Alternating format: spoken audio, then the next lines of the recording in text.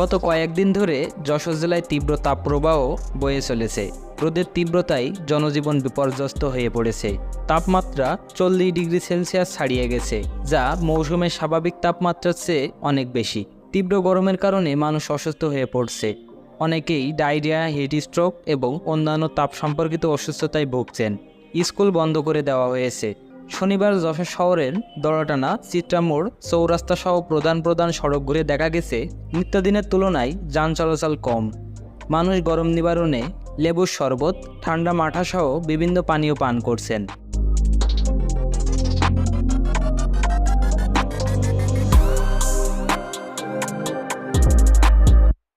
এদিকে তীব্র গরমে পিচঢালা রাস্তা গলে যাওয়ার উপক্রম।